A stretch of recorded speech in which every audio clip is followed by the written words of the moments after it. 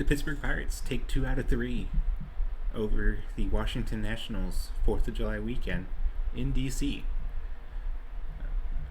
Drop the first game, they win the next two. The Sunday's game was quite the firework display for the Pirates offense, and they needed it once again. Kind of run through the weekend. A couple other things. I want to talk about Edward Florentino, and then also want to give a little bit of a preview as far as this week upcoming as far as content wise. But so Pirates wrap up their road trip with the win on Sunday. It's actually a winning road trip. They go 4-3. They split in Philly, and then they take 2 out of 3 against the Nationals. Lost the first game. Final score was 9-5, but that wasn't really close. Pirates scored 4 runs in the ninth. They brought Tyler Callahan in to pitch, who's turning in. I think it would be funny to see. I don't know how many games, for the fantasy baseball players out there. I usually play on ESPN. I don't know how many appearances you have to make to get dual eligibility somewhere, but Tyler Callahan's approaching availability as a pitcher at some point if he keeps heading like this. Saturday they win behind Braxton Ashcraft, 5 2/3, 1 run, 7 strikeouts, 9th win of the season. I mean, what more really can you say about him right now? Wasn't named to the initial All-Star team. Paul Skeens was the only one there. They've already made it pretty much. They've already pretty much put it out there that he plans to pitch on Sunday, which would take him out of the running to pitching in the All-Star game, which then could open the door for someone like Ashcraft to take a spot. I mean, that's a whole nother conversation as far as, who should have got in, who from the ones who didn't.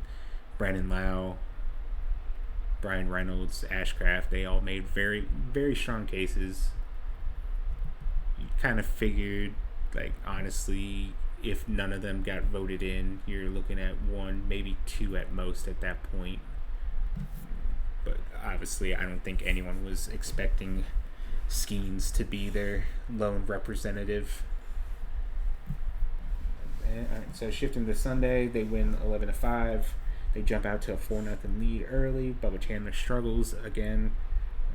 4 earned runs on 6 hits, 4 walks, no strikeouts over 4+ innings. Came out for the 5th.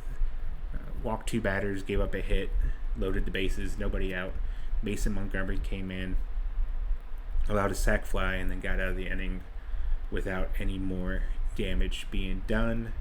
That tied the game up, though, and then the Pirates just kind of took over from there. Brandon Lau hit a home run. Connor Griffin, bases loaded, ripped a single down past the first baseman, scored 2.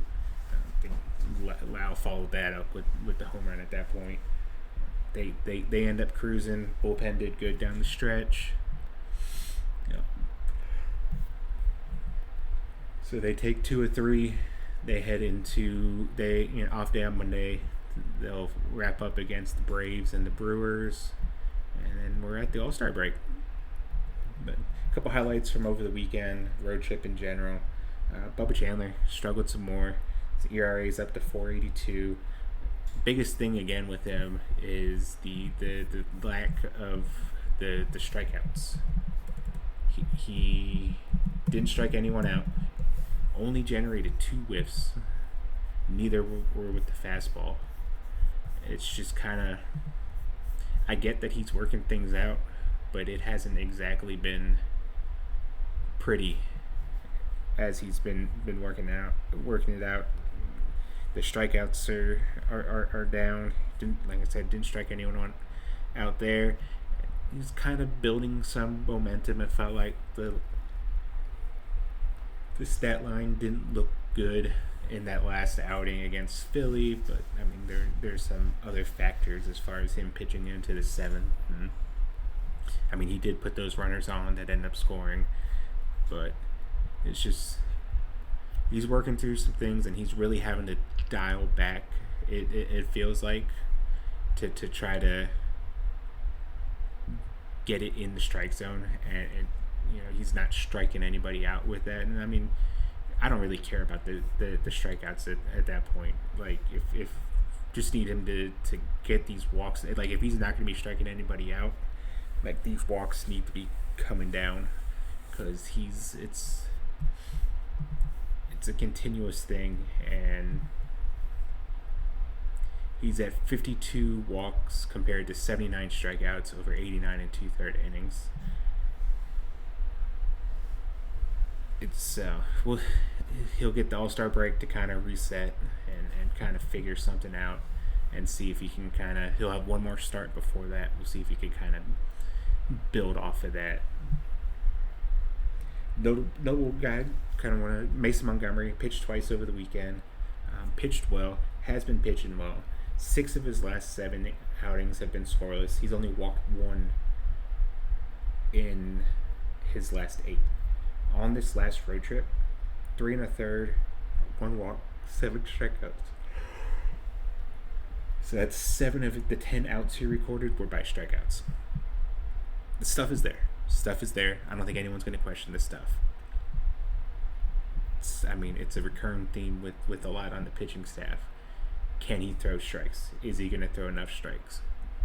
When's the implosion coming? But right now, at the moment, they're getting in the strike zone Mason Montgomery, and that Mason Montgomery is very hard to hit.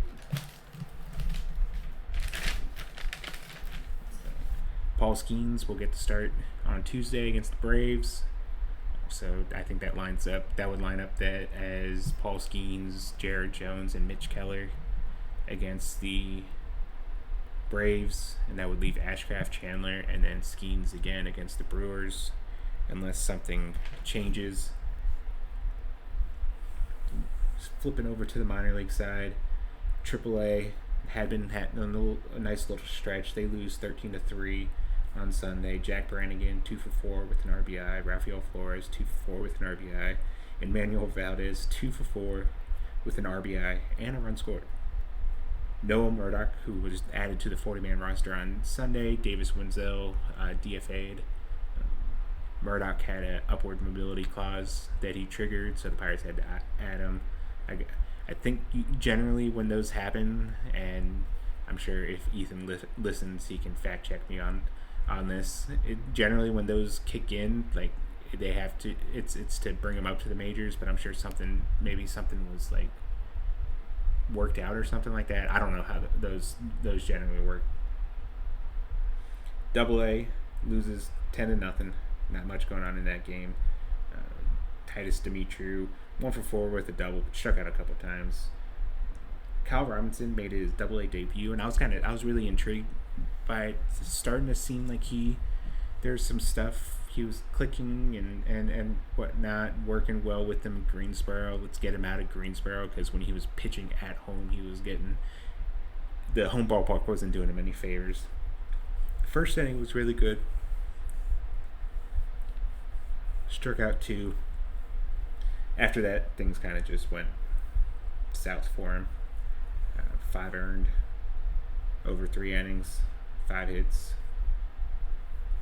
So if he pitched on Sunday, that should put him in line to pitch on next Saturday.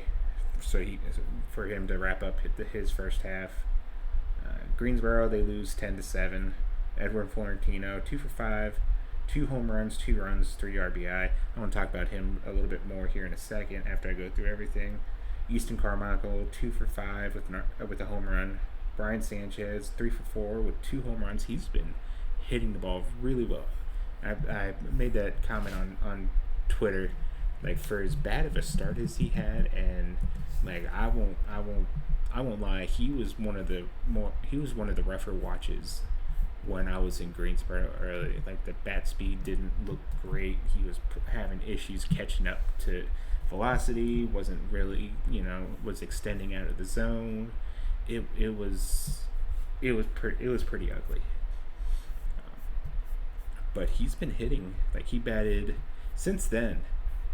Well, he had a really good May. He batted over 300 in May.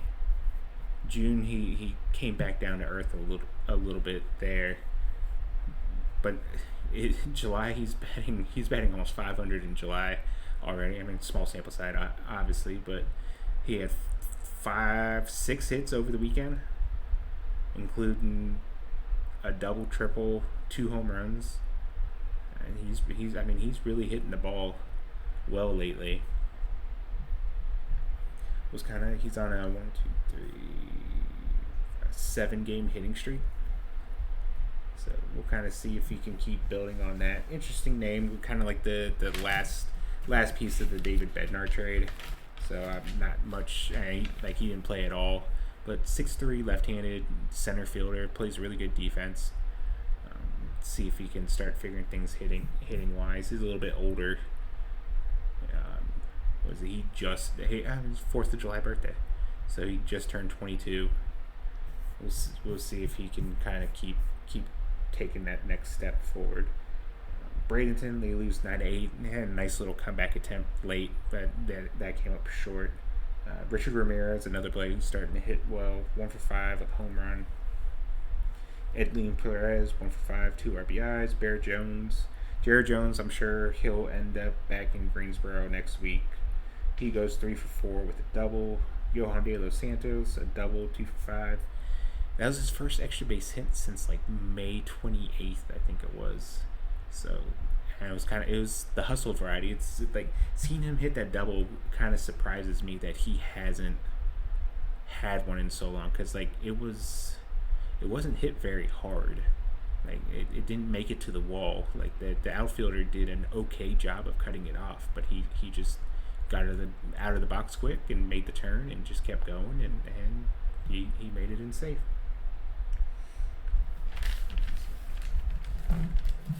He only played three of the games. I mean, he's 17, turning 18 later this month, so they're probably not gonna put that kind of grind on his young body.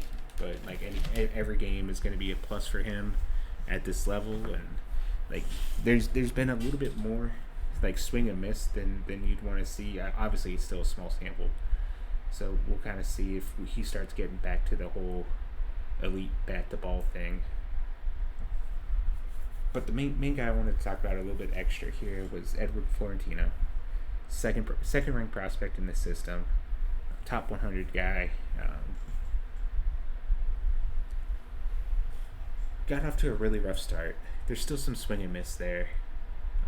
Or at least the contact rate is a little bit on the lower end than probably what you would expect, what you'd like to see from someone who had I think it was a 90% zone contact rate last year, easy 80 plus contact rate overall as an 18-year-old in low A. He is in high A now, so obviously there's a lot tougher pitching. But he's running a mid-70s contact rate right now. The swing and strike rate is 11, which isn't horrible, but that's higher than kind of you'd expect from someone from him. Starting to turn it up a little bit. He has hits in 7 of his last 9. 4 of those games have been multi-hit games. He has 6 extra base hits in that span. 3 of them are home runs. He's had 3 home runs over the last 3 games. Hit 1 Friday, didn't hit 1 Saturday, and then hit 1 Sunday. Or hit 2 Sunday.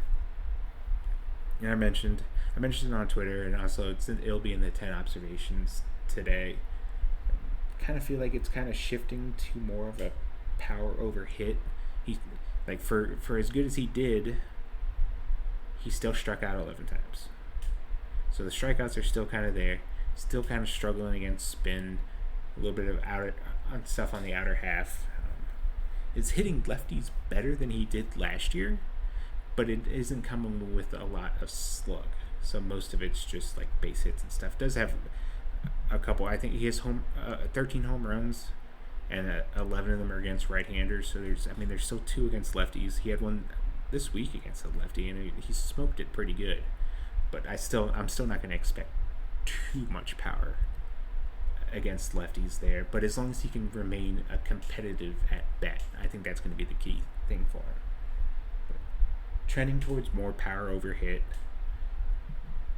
which in like the prospect rankings kind of thing, maybe he takes a hit. But overall, like his prospectus with the Pirates, like down the road in the future, power hitting, left-handed cornerback, like sure, of course you're gonna take that. Of course you'll be okay.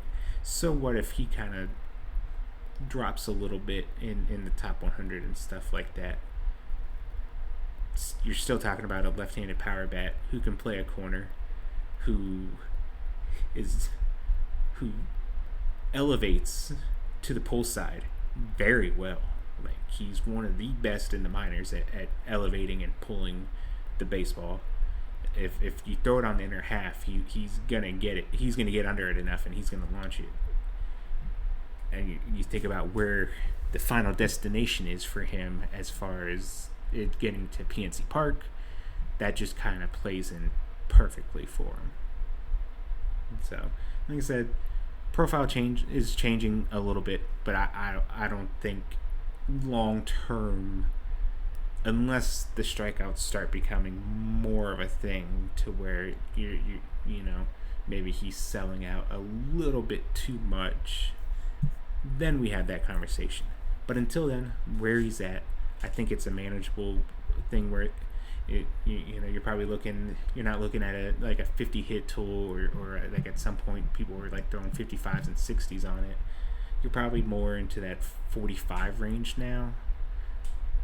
But I think you're okay. You can live with that because I still think that it's going to be plus power by the time it's all said and done. He's left-handed. He can play the corner position. I don't think he plays center field. I think he kicks out to the corner. But even then, I think he showed last year and he shows this year. Even if overall it's not great, hasn't been great defense, like the instincts are still there. So like I think he can hang out in a corner outfield spot. So last thing, draft is on Sunday. I know I got one question about it. I did answer it in the comments. If we're going to be doing any draft related stuff. I've been doing my usual digging deep. I have about 3 or 4 names for the first pick that I'm gonna kind of break down and go through. I don't quite know the order that I'm gonna release everything, but it's gonna be the usual. Like the first round, I'll cover the options that the Pirates have with the first round pick, and I'll have another one where I'll kind of break down some hitters. I'm not going to go too deep and start looking for guys like in the 15th, 16th round and stuff like that. But like the top 10 rounds, some notable guys maybe. I know last year Murph Gray and Easton Carmichael were 2 guys that I mentioned as players that I was interested in, and the Pirates ended up taking. Levi Sterling was a guy that I talked about. Matt Ager was a guy I've talked about. So I've looked into a couple guys over the couple of years, so we'll see if me and the Pirates match up again at all. But those will come out. I don't know. Like I said, I don't know the order. Will be Thursday, Friday, Saturday. Sunday is going to be like kind of like a draft preview kind of thing, to where we'll kind of cover everything. Bonus pull amount, picks, yada yada yada. Sunday, that's the draft starts. Monday, so the following Monday, not this Monday, we'll have like a day 1 recap, all the picks that they have. I'll kind of break down each player, my thoughts, that kind of stuff. Monday would be day 2. So Tuesday would be a day 2 recap. Wednesday would be, I'll kind of like tie everything together and kind of just talk about the draft class in general. And then after that, we'll hit the second half, and we'll down the final stretch of games. But anyways, that's going to do it for today's episode. Thanks for tuning in. As always, subscribe, Bucks on Deck Substack. Daily content, Pittsburgh Pirates organization, top to bottom, all the way from the majors down to the Dominican, everything. We talk about everything. We cover won't say cover. We're not. I mean, we have obviously we have someone down in Bradenton watching, that. I have a bunch of TVs on, not technically coverage if you want to be technical with it, but I do make it out there and I do talk to the players. Subscribing helps me, supports the site, makes it possible for me to travel even more. So subscribe, check out the YouTube page. I'll have some videos and stuff like that up this week. Have some more videos from the Seth Hernandez game I went to that I got to upload as well. So be on the lookout for that. Until tomorrow, we'll catch you guys later.